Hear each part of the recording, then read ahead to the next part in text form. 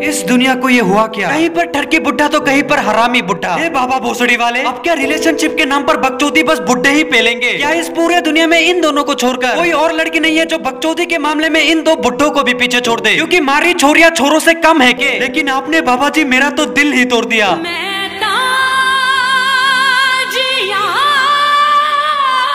आखिर आपके राज में इतनी बड़ी हिपोक्रेसी क्यों? क्यों बाबा जी क्यों?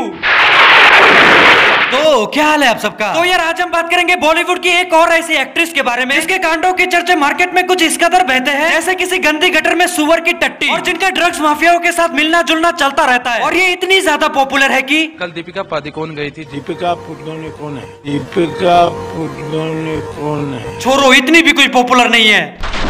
एंड जो खुद किसी को रेसिस्ट बुलाती है, दूसरी तरफ काले गांड को सफेदी की दुकान बनाने वाली क्रीम भी बेचती है। It's not just ignorance, but it's also racist. Two people of similar color are not the same people. Wait a minute. Who are you?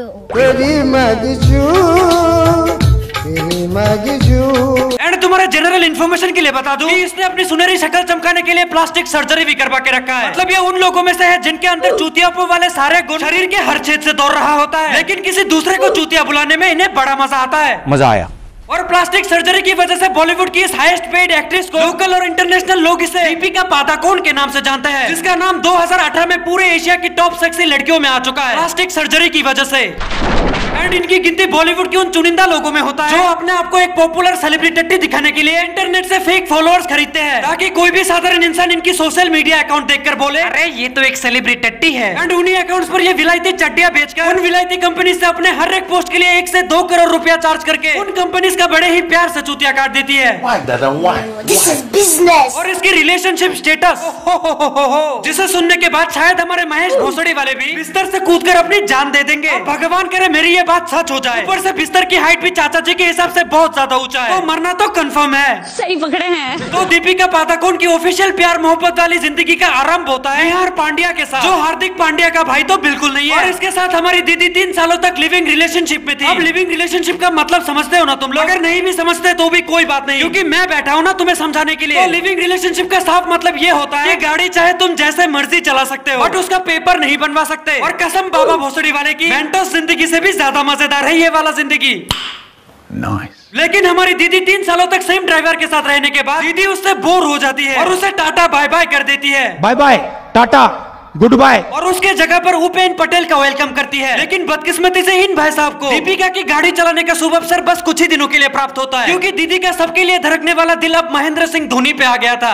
भाई लेकिन दीदी पे इतना औकात नहीं था कि वो धोनी को ड्राइवर का डी भी बना सके। ऊपर से ये ठहरा हेलीकॉप्टर चलाने वाला आदमी और ये ठहरी खटारा ऑटो। इस वजह से ये रिश्ता भी ज्यादा दूर तक चल नहीं सका। फिर दीदी 2 घंटे लगातार लेटरिन में बैठने के बाद ये फैसला लेती है धोनी ना सही धोनी का दोस्त ही सही। नहीं ये मजाक हो रहा है, एक सेकंड यार मजाक हो रहा है। और यहाँ पर हमारी दीदी अपनी औकात एक बार फिर से भूल जाती है। तो ये रिश्ता भी कहाँ टिकने वाला था। तो 2 लेजेंड से धक्के खाने के बाद हमारी दीदी अपने औकात में आ जाती है और अपनी स्टीयरिंग सिद्धार्थ मालिया को दे देती है, जो रिश्ते में विजय मालिया के बेटे लगते हैं। गली गली में शोर है, मालिया चोर है। एंड सिद्धार्थ को दीपिका की गाड़ी इतना ज्यादा पसंद आया कि वो खुश होकर हमारी पादुकोण को एक फ्लैट गिफ्ट कर देता है और किंगफिशर की फैशन शोज में मॉडलिंग करने का चांस भी देता है। लेकिन सूत्रों की माने तो विजय मालिया चोर है और उसका बेटा गे है। और हमारे बड़े बुजुर्ग बार बार ये कहते हैं कि अगर तुम गाड़ी चला नहीं सकते तो तुम गाड़ी को कितना भी साफ और सजा क्यों न लो, वो गाड़ी तुम्हारे पास ज्यादा दिनों तक टिकने नहीं वाला है। और इसके साथ भी बिल्कुल ऐसा ही हुआ। फिर इसकी सपनों की सड़क पर एक और नया ड्राइवर एंट्री मारता है जिसका नाम था मुजम्मिल इब्राहिम, जो 1 साल तक इसकी गाड़ी बड़े मजे से लेता है। मेरा मतलब चलाता है। लेकिन 1 साल में हमारी दीदी इससे भी बोर हो जाती है। ऐसे मोहब्बत नहीं चलती। बट इस बार मैडम अपने लिए जो ड्राइवर चूज करती है वो कोई ऐसा वैसा साधारण ड्राइवर नहीं है। साइकिल से लेकर मारुति 800 तक हर तरह की चीजों को चलाने का परम ज्ञान प्राप्त है इन भाई साहब को। और इस लेजेंडरियस ड्राइवर को बॉलीवुड की 70% लड़कियां अपना एक्स कहकर बुलाती है और हमारे जैसे तमाशा देखने वाले लोग इसे रणवीर कपूर के नाम से जानते हैं। बट इन भाई साहब के साथ दीदी की स्टोरी में एक ट्विस्ट आता है। नॉर्मली हर बार हमारी दीदी बोर हो जाती है, लेकिन इस बार तो रणवीर कपूर से धोखा मिलने के बाद हमारी दीदी डिप्रेशन में चली जाती है। यही तो होता है। अपने साथ बॉयफ्रेंड्स के साथ लॉयल रहने के बाद भी जब तुम्हें पता चलता है कि तुम्हारा अनऑफिशियल पति तुम्हें चीट कर रहा है, अब डिप्रेशन तो होगा ही। हाँ, वो बात बेशक अलग है कि नाटक कर रही थी भोसड़ी वाली, क्योंकि दीदी को ये अच्छे से पता है कि हमारे देश में किसी रेप विक्टिम को जस्टिस मिले ना मिले, लेकिन इंटरनेट पे मगरमच्छ की आंसू बहाती हुई लड़की को देखकर सिंपैथी बाल्टी भर के दिया जाता है। धिक्कार है हम पर। तो इसी चीज का फायदा उठाते हुए दीदी ने लाखों में फॉलोअर्स छाप लिया और साथ में डिप्रेशन भगाने का धंधा भी खोल लिया। एंड अपने उसी कंपनी का प्रमोशन करते हुए हमारी दीदी सुशांत के डेथ के बाद अपने ट्विटर पर डिप्रेशन से रिलेटेड 11 पोस्ट डालती है, जिसमें से एक पोस्ट में ये लिखा था, depression is from mental illness. मतलब इन बॉलीवुड वालों के हिसाब से लौंडा मेंटली एकदम टनाटन है, लेकिन ये मेंटली बीमार है।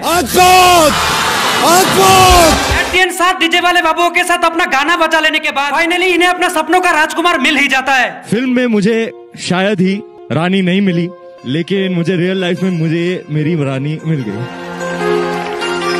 And I love you. अरे दीदी, सारा खजाना तो अपने गरीबों में बांट दिया, अब राजकुमार के हाथ में खाली कटोरा थमाकर ये ब्लूटूथ चुम्मी देने का मतलब क्या बनता है? डिजिटल इंडिया पाएंगे इनकी माँ का जदों।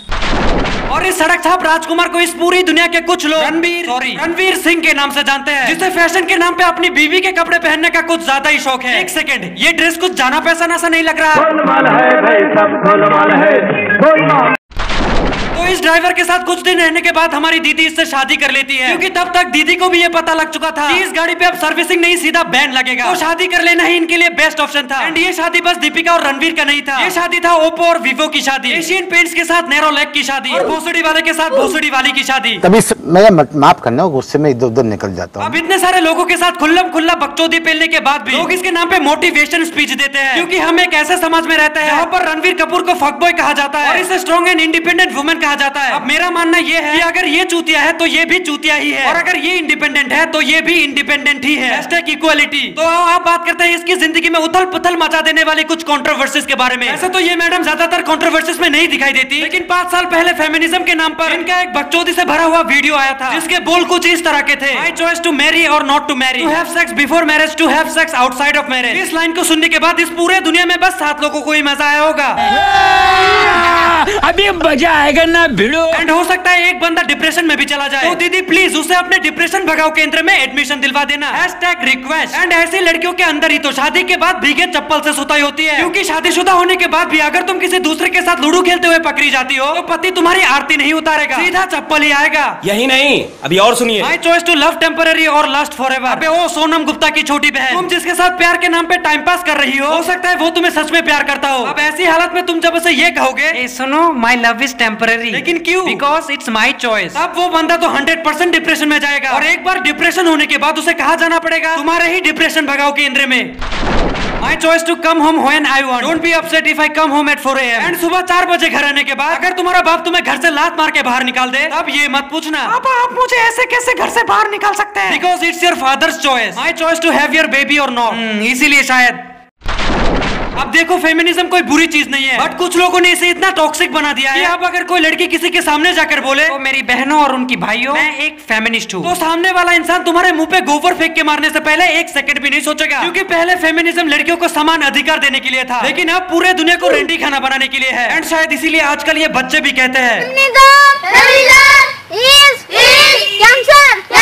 तो खैर यार आज के लिए बस। उम्मीद तो यही है कि तुम्हें वीडियो पसंद आया होगा। अगर तुम्हें वीडियो पसंद आया तो यार प्लीज मेरे चैनल को सब्सक्राइब करो और वीडियो को लाइक भी कर दो, और इंस्टाग्राम पर फॉलो करना चाहते हो तो लिंक तुम्हें डिस्क्रिप्शन में मिल जाएगा। तो मिलते हैं नेक्स्ट वीडियो में, तब तक के लिए take care and bye bye. Ranveer तुम मुन्नी की कोठे पे क्या करने गए थे? बेबी वही जो सब करने जाते हैं। तुम मेरे साथ ऐसा कैसे कर सकते हो? क्योंकि it's my choice to have sex after marriage और आउटसाइड ऑफ मैरिज। लेकिन तुमने तो कहा था तुम मुझसे सच्ची मोहब्बत करते हो। It's my choice baby to love temporary और लस्ट फॉरएवर।